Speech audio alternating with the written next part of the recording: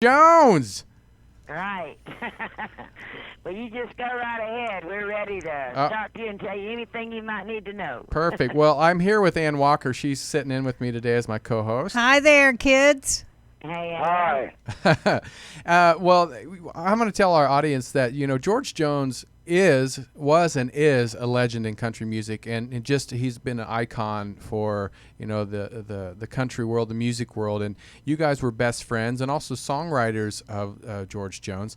And one of my first questions is, I know a lot of you out there that don't follow country.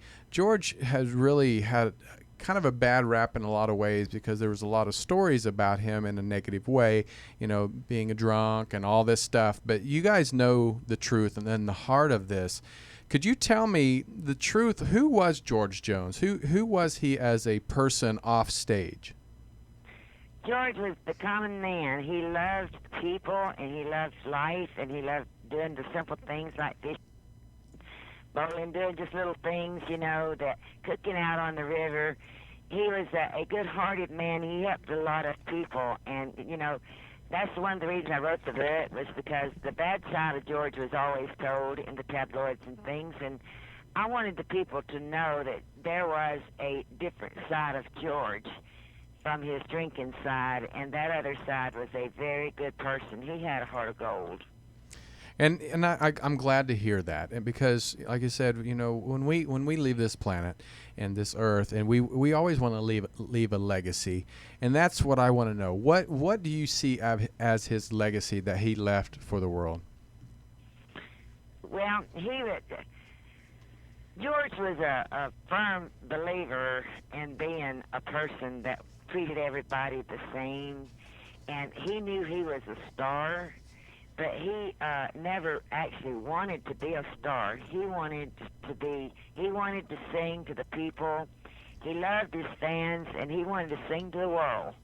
And he wasn't as enthused about being who he was as he was doing something that people loved for him to do. Yeah. He loved singing country music.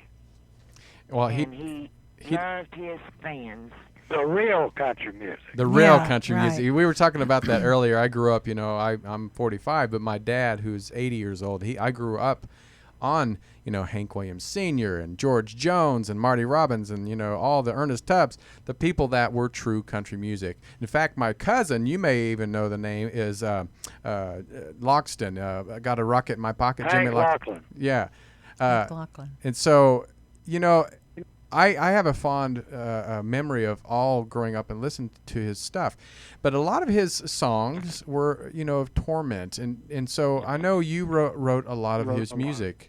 So tell me about writing the songs with George. Did you write solely for him, or did you write other songs for other people? Well, we wrote songs for everybody and all the country artists, but we were loyal to George. We wouldn't play a song or pitch a song to anybody until George heard it first. We gave him first choice. Well, that's good. That's nice. Good. Well, he was our buddy. He was our friend. And, I mean, we did everything together, and was right by him. And he depended on us, and we depended on him. And we just had a pact between us that we were loyal to each other. If George wanted to go to Florida at midnight, well, we packed a suitcase and went to Florida. And we didn't wait till daylight. We packed it then, and that's when he wanted to go. That's when we went. And he was the same with us. Whatever came up in our life, George was right there to support us. Now, were you friends with? I'm sorry. Were Go ahead. you friends with him during the time he was married to Tammy? Oh, Peanut and I traveled with Tammy and George the whole entire time of their Oh, marriage. I'll catch you. I met George in 1961. Well, I did a television series with their daughter Georgette. Oh, yeah. Yeah, We and were there when she was born. and she played her mama in the series as Oh, a my. as a as a an angel come down to talk to this guy. Anyway, Oh, good. and I just wondered, they seem to have been estranged. He and his daughter. Was he? I know he had George George and Georgette. That came from lies being told about Georgette. Oh. George loved her, Uh-huh. and she loved George, but just like in the last days, I couldn't even go around George Jones because people had lied and brainwashed him into making him believe that I was his enemy. Oh, And wow. that was all lies and people wanting full control of George Jones. Yeah, because That he, And it he was didn't. the same with his sons. They didn't even see him for 18 years. Wow. Oh, my That's God. just They wouldn't sad. even let his own people, his own sons, go see him. And George was saying things like, I don't know what in the world is wrong with my boys. I don't think I've ever done anything to them, but they don't come around me no more. Well, they were blocked from coming around him. By They whom? waited in Do- line at the funeral for an hour and a half to get into the Opry House to see their dad, and then they were asked to move back into where we were, back in the Opry House, away from the Oh. family. Yeah, who was was Georgette, too. who was this that kept them from George? Whoever was in charge, I wouldn't say on Oh. the air, but Right. I think we all know who was Right. in charge. Yeah, yeah. And I It's know sad. and I know that when you also Peanut and you guys found Christ and you guys became religious and Christian, and George, I know I heard an interview where he kind of became jealous a little bit of that fond He relationship. shot at me. He shot at I me wanna- shot because at he was you. I want to jealous hear of that. Jesus. I want to hear that. What happened? He shot at me. I was on the other end of the gun. I know how it happened. But he and ridiculed me about Jesus, and he would ask me questions.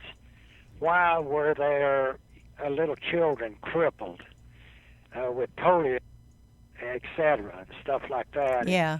Or why was old people mistreated, and why did they have to be all humped over with walking canes? He didn't understand. And he didn't understand, and so I tried my best to explain to him and that God is creator of all life, and so he would call my house and ask my wife to speak to little Jesus, referring to me.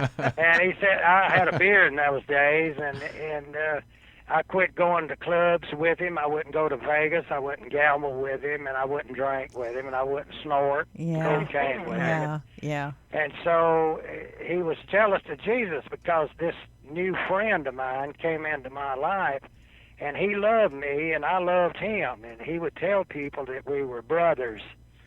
And he said, he's my best buddy, and I would tell, I always lifted George up, I still do. Mm-hmm. And I claim him to be a Christian. I claimed him to go to heaven when he died, and I still say he did. Mm-hmm. Because I have the faith that he did, and if he accepted Jesus on his deathbed, then he's up there waiting on all of us to come. I'm sure he has a guitar in hand. Yeah. And so he shot at me that night. He said, he pulled that gun out, and he said, I'm going to see if your God can save you now. And I'm he sure shot there at was me in the alcohol. night, and it blinded. You know how it is to take a picture. You Yeah. have a picture made.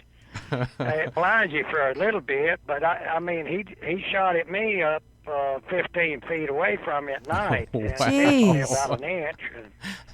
And then I heard that trigger clicking back again, going click, click, click, click. On Yeah. the 38 pistol, Smith and Wesson. Mm-hmm. And then he just threw it back in his car, and he shook his hands, and he just kind of lost it, and he said, people don't know what I go through with, and so I said, well, George, why do you ridicule me like you do? I said, all I do is try to help you. And he talked just a minute there to me, and all at once he said, okay, Peanut, I'm going to the house. And he just drove off. That was during his cocaine days. Yeah. Wow. Yeah. And George had become a total different person just during that time. Well, alcohol and drugs, honey, it's been the downfall of many a good man. It sure has. And George was so much better than that. So much better. Mm-hmm.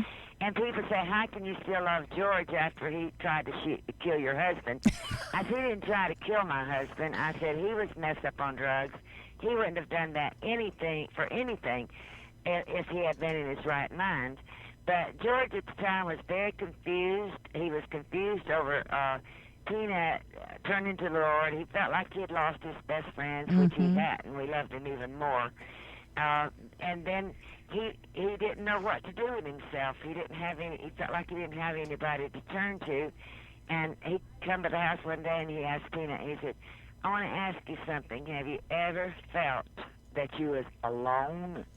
He said, "Well, yeah, George, I've felt alone many times." He said, "No, I mean alone." He said people love the singer George Jones. He said Right. they don't love me.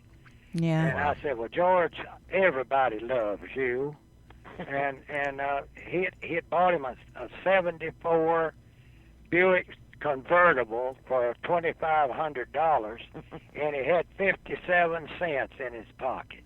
Oh. He reached in there and got his 57 cents out and held it out to me. He said, Right. "Look, Peanut, that's all I've got in the world is this this '74 Buick." He said, "I put a new set of tires on it, and this is all I've got left, 57 cents." But that was during the time he had a cocaine dealing manager. Mm. The Yeah. manager was selling him cocaine, and then he was charging him to manage him. And when George went to a concert, the reason George had a few cents in his pocket at that time was because when he went to a concert, he owed all of his money to the manager for managing him and for his cocaine debt. 'Cause Yeah. the Wow. manager Yeah.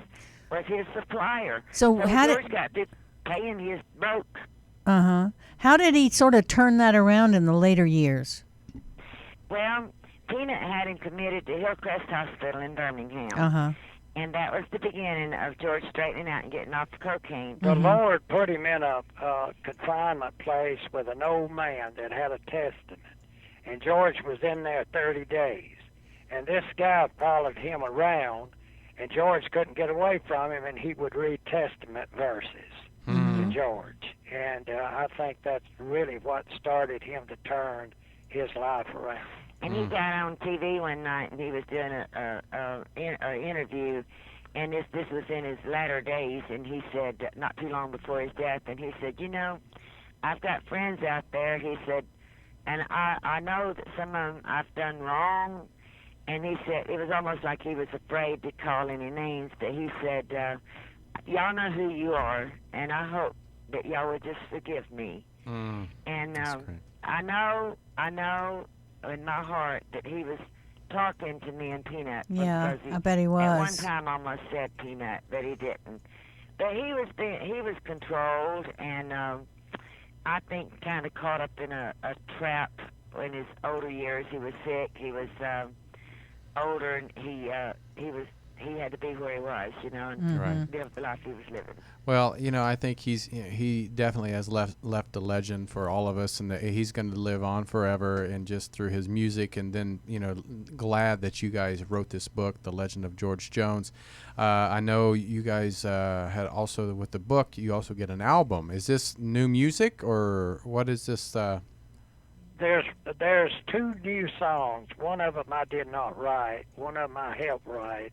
The Legend of George Jones. But there's 9 of the songs, like We're Gonna Hold On, Let's All Go Down to the River, There's a Well, Man there's Walking 9 on that the George Water. recorded. And it's a very good album. And a lot of people may forget that album is in the back in the book. But I want them to play that. A lot of people are buying this book and putting it up to keep it. But I want them to listen to the music and to read the book. Well, we've been playing the music throughout the show, and we're on our way out. We're going to play Hard Act to Follow, and unfortunately our time is up, but I would love to have you guys come back, spend more time, tell us more stories, and tell us I wanted to say something. We had my publisher's birthday is today, and we promised I'd say happy birthday. oh, please do. Happy birthday. What's his name? Happy birthday, Sherman. Sherman Smith. He's Heritage Builders Books Publishing. And I told him we would have to say happy birthday to him. Well, we'll all say happy Yes, birthday, happy Sherman. birthday, Sherman. Happy birthday to you, Sherman. Well, it's been a pleasure. Please come back. I love this stuff. I love hearing I know, stories. I love and stories. We would like to do anytime you want to talk. We'd love to talk. You are the best. I like to talk. Charlene and Earl Peanut Montgomery. Love it. All right. Thank you guys so much, and have a great time. And make sure you go out and purchase the book, The Legend of George Jones. And don't forget, when you buy the book, make sure you listen to the album. It's Yes. great music. All right. Y'all take care. Take care now. Thank you. All right. Bye. Bye-bye. Bye now. Gosh, I love 'em. I want to talk to